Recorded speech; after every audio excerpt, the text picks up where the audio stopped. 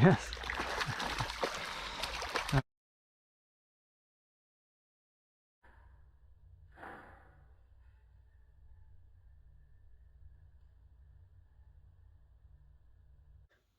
Hello guys, today we are making another spinner. We have already made one spinner on the channel, this one, but it is quite bulky and big. We're making a smaller spinner today. Let me attach some footage of this so you can see how well it did.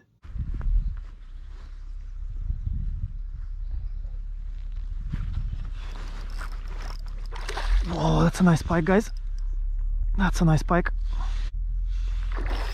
I think that might be the biggest one yet today.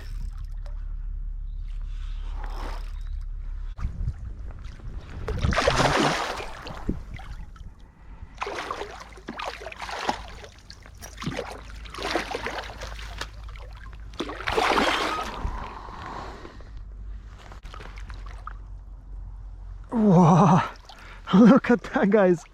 My God, look at this. And today we are making a different style blade, and this is what's gonna give us a printout on the copper sheet. I mainly like to use copper or brass when I'm making spinners because these metals are soft, easy to work with. They have very little or no iron, so they don't rust. However, they do oxidize, and we'll see if we can battle this in a video today and make it so they don't oxidize on one side. And what this is, guys, this was a plumbing appliance, a 10mm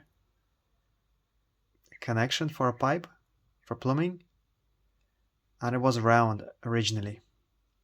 I have put it in the vise, guys, and I was squeezing it until it wasn't round anymore and it became more oval. So the printout that we leave in the metal is going to be more oval, like a shape of a blade. We got our copper sheet. It is 0.3 mil thick, and I have already cut off a little strip of it. It is just wide enough for us to place our little plumbing appliance. That way when we press it in the vise, it's gonna create an outline of it. And I left enough room here at the front just so we can build a nice little front part of the blade and then drill a hole in it. And that is the order it's gonna go on the vise. This is just a piece of flat steel. We're going to squeeze it in the vise, put a rubber on top, then put our copper, and then on top of all of that we're going to put our little pipe joint thing, and then we're going to press it with the vise. I have it squeezed in the vise just slightly, just to hold. This step is very important. If I crank the vise too much, it's gonna leave it too deep of an imprint, and then the blade won't spin as wide. If I don't crank it enough, the imprint going to be too shallow, and the blade is going to spin well wide, not suitable for spinner fishing. Here we go. I can feel it pressing. A little bit more, and fires there.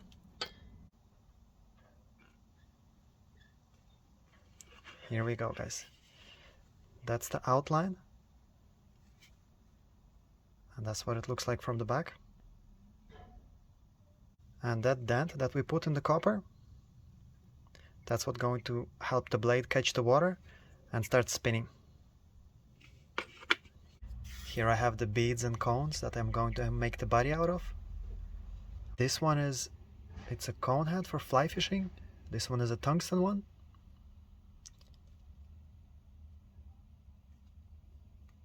Then we have this brass ball. It is 6.5 mil in diameter. Another tungsten cone head. A brass ball, about 3.3 mil in diameter. And then I got a cone head. And then I got the clevis. And now we're going to measure with our calipers. Where do we want the hole in the blade? Put it at the edge of the clevis. and then touch the loop with it. And now we're going to place one end of the calipers where the outline of the blade starts, and then here we're just going to make a scratch. There's a scratch, guys, right there.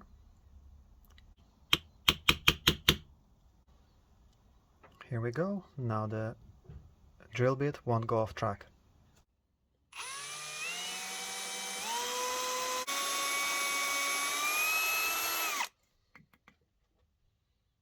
I used 2mm drill bit to make the hole. This is a 4mm drill bit, and just by hand we're going to take away rough edges. Here we go, smooth at the back and smooth at the front. Now guys, with this nail we're just going to scratch an outline of how we want the front part of the blade shaped, and then we can cut it out.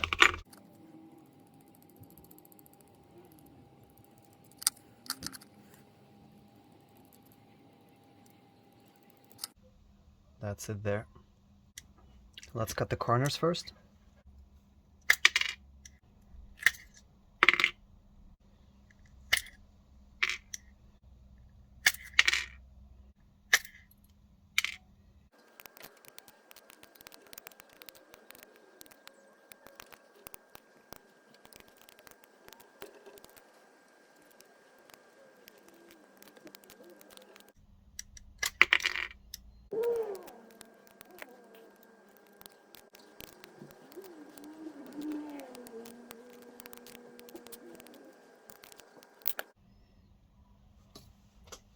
There you go, guys. That's not great.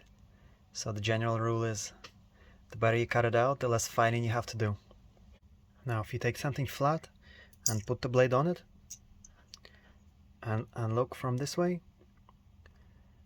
you see how the metal is not flush with the flat part. It is sticking up. We're just going to straighten it.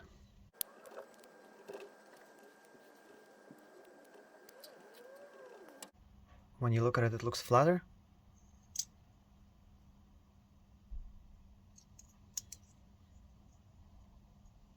Now all we have to do is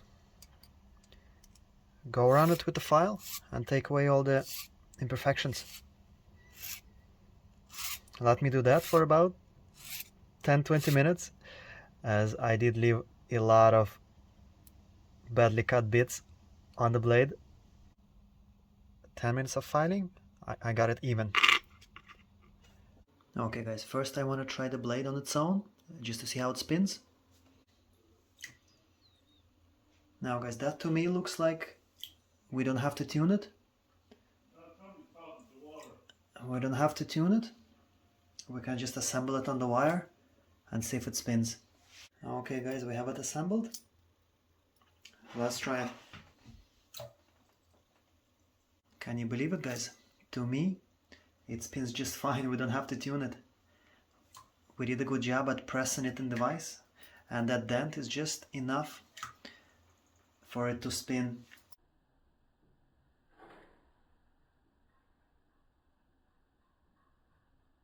The blade is tuned.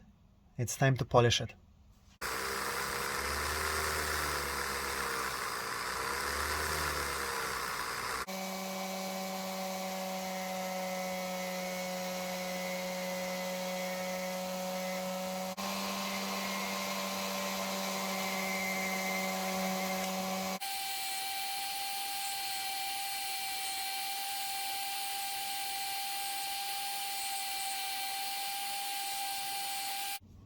Here we are, guys. The blade is polished. If I just leave it like this, without putting anything on top of the metal, it's gonna oxidize and it's gonna become dull and black again. I have this spray here, guys. It's a silver, copper and brass polish in a spray form. And what's that going to do? It's going to cover the metal, and it will stop the reaction of oxygen and moisture to make the copper oxide. That's it, just a quick spray. We'll leave it to dry for a few hours, and then we'll do one more coat, and then we'll be ready to go. The blade is finished. It's time to assemble the spinner. But before we do, I think it will be a good idea if we tie a little fly on the treble hook, just to make the spinner look better. The hook I have on the device, it's Honor ST36BC in size 4. These are the tools I'm going to use. If you want to know how to make any of them, I'll leave the link in the description. The thread I'm using is 8/0 in black. Let's put on a layer of thread touching turns.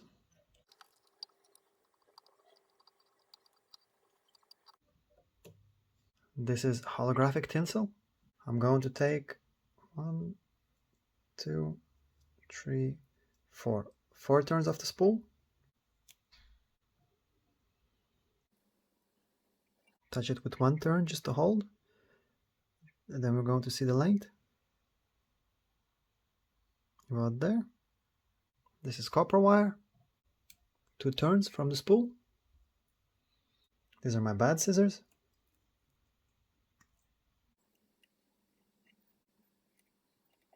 Two turns to hold, guys. And then we're going to pull it. And now with touching turns, we are going to bind everything down.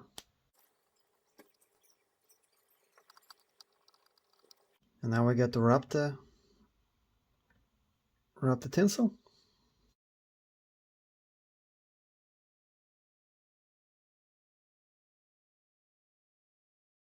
We would leave enough room for the head.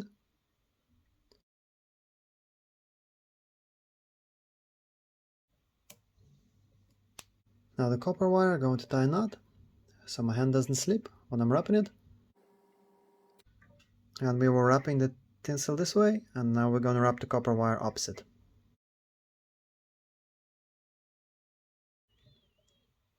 Let's tie it off. Break away the wire. This is a cock cape. I got 1 feather from it. I have prepared the feather.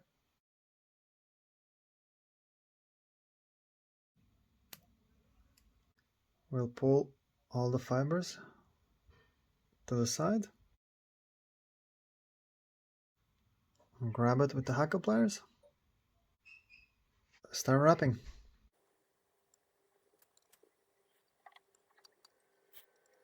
Here we go, and now we can tie it off.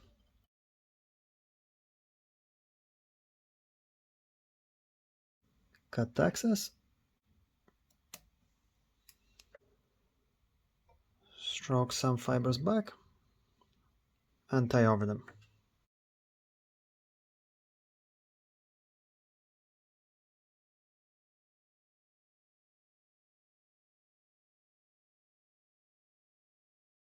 And now we can go straight into the whip finish.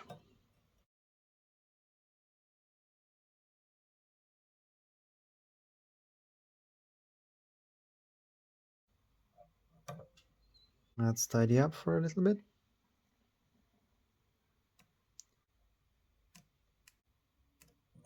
Here, applying the varnish, we have to be really careful just to touch the thread and not the feather.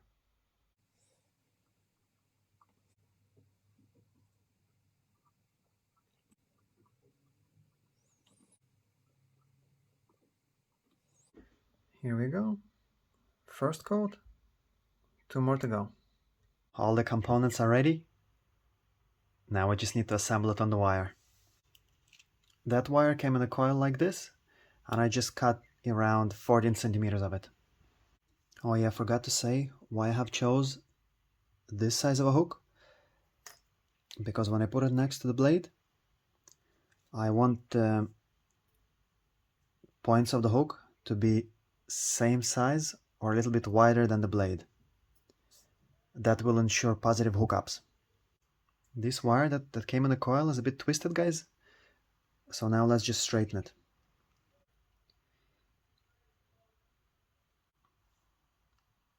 So now we're just going to make a loop.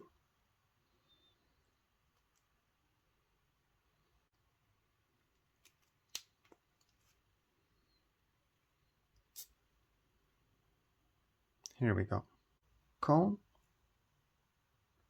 slide it on, and the ball.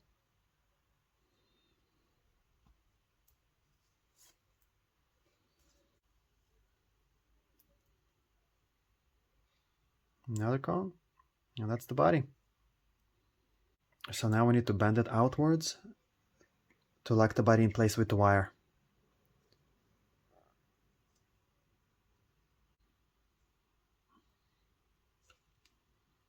Here we go. And now guys, we have a tag end that's going to catch our blade when it spins.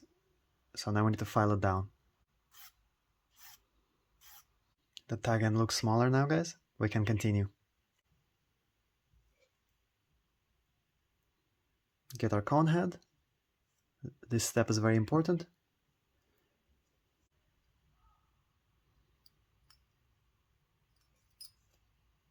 If you look at the spinner, it stays out at an angle because the first thing it touches is this cone head. And that's what's going to help it to stay at an angle so the water can get in and the blade start catching the water and spin. Now we need to pick a spot where we want to bend the loop. For me to bend it accurately, what I usually do, for this thickness wire, I set 1.3 centimeters on calipers and I measure the distance from the clevis until my round nose pliers.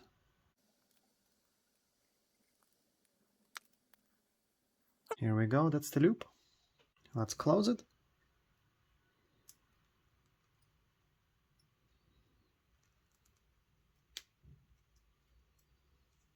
And make 3 turns.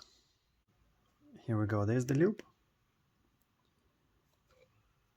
It's tracking this way a little bit, let's straighten it.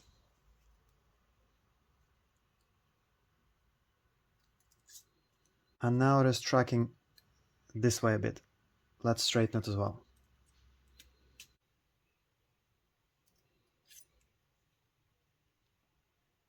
Here we go. This part, it is also tracking to the right. Let's try to bend it out and straighten it as well.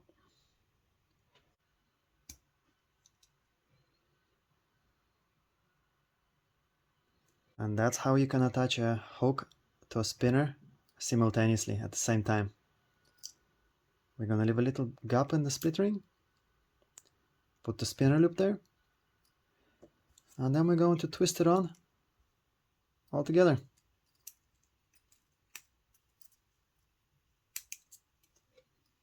Here we go. Let's test it in the water to see how it spins, and then we'll be ready to put it in the box.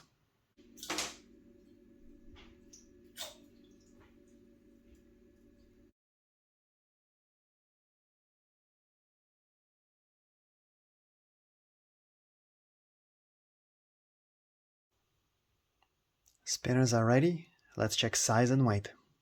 It is pushing 6.5 or 7 centimeters.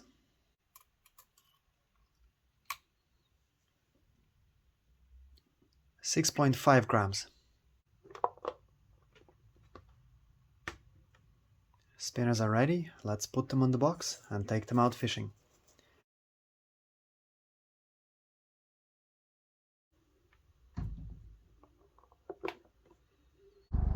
Okay guys, here we are on the water again, and you know, when in doubt, start with the spinner.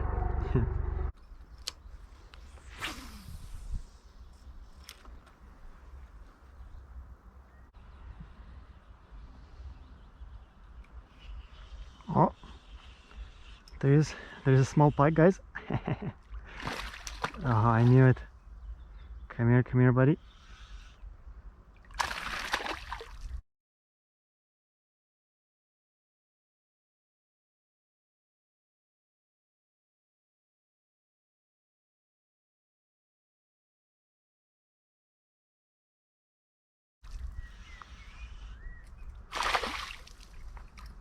Let's see if I can lift him.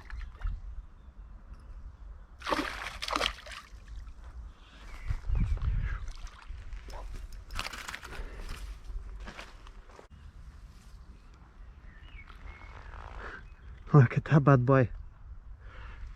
Okay, let's get the hooks out.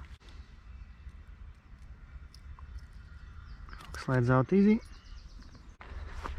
Look at him, guys. Wow, he was ready to go. Come on.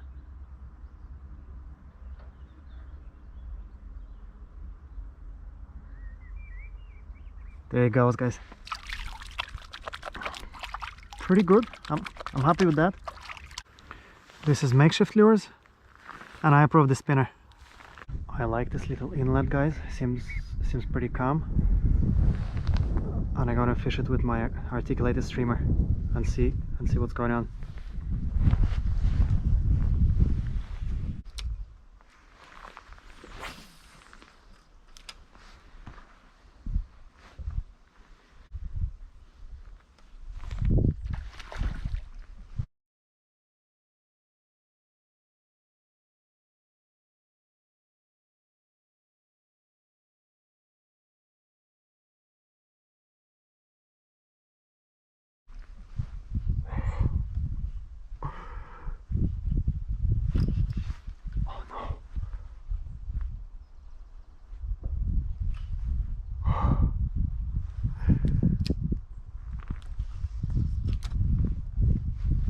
My God, that was eventful.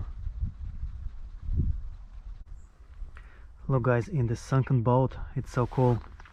There are tadpoles. You see them? Tadpoles swimming. Some of them are just with the big head and tail, and others I can see they start to grow legs at the back. Look at them, see them swimming. 1, 2, 3, 4, and there's a group of them there. Tadpoles, pretty cool.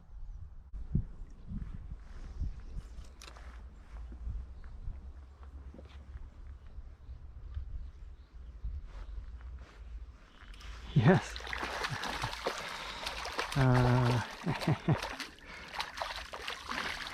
That was cool, guys. Alright, calm down. Let me bring you up here gently. Whoop. Here we go, guys. There's a small pike. There you go, guys. A small one from the weeds. Let's let him go. There he goes. And guys, a little rascal. He got hooked on the back hook, and it seems like he wrecked the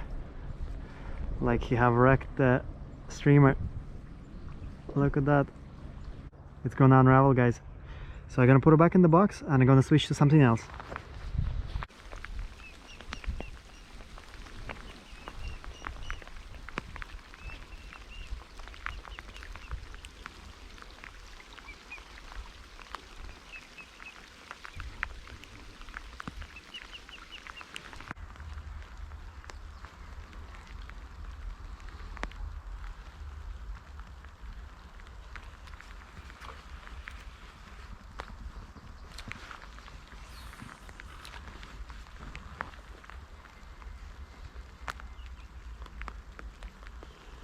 Yes, I knew I was having a bite, guys. Come here. Pretty small.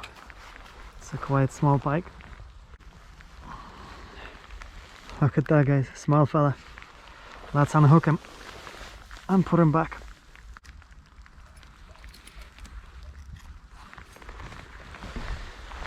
Okay, guys, back he goes.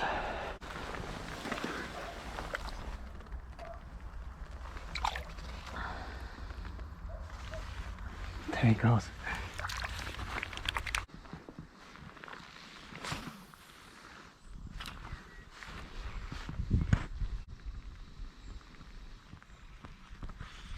Oh, there's the fish, guys. Oh, it's a perch. Not bad. First perch of the day. Oh, if I can land him, I'll be doing well.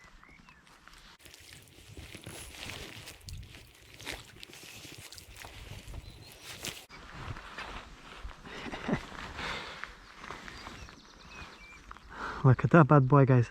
First perch of the day. Let me cast her again.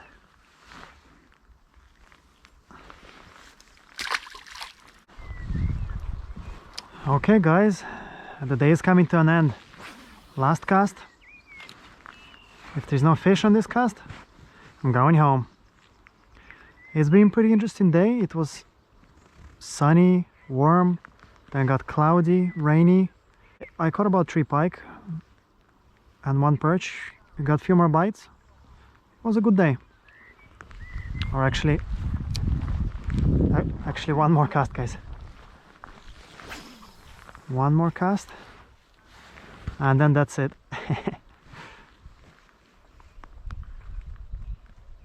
I hate to be going, but it's time.